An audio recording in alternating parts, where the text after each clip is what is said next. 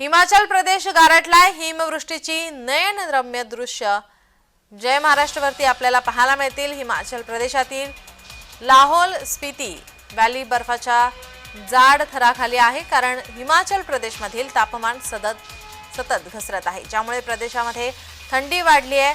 2 जानेवारीला झालेल्या मुसळधार हिमवृष्टीने नयनरम्य दृश्य निर्माण झाले. स्थानिक रहिवासी प्रवासी कडाक्याच्या हिवाळ्यात मार्गक्रमण करताना आव्हानांना त्यांना सामोरं जावं लागतंय.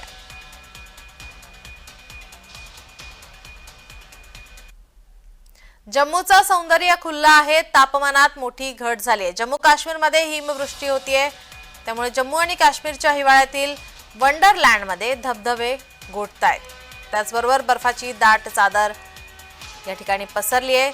जम्मू आणि काश्मीरच्या विविध भागांमध्ये तापमान गोठणबिंदूच्या खालीच आहे. 3 ते 6 जानेवारीपर्यंत मध्यम ते मजबूत वेस्टर्न डिस्टर्बन्सचा प्रभाव पडण्याची शक्यता आहे.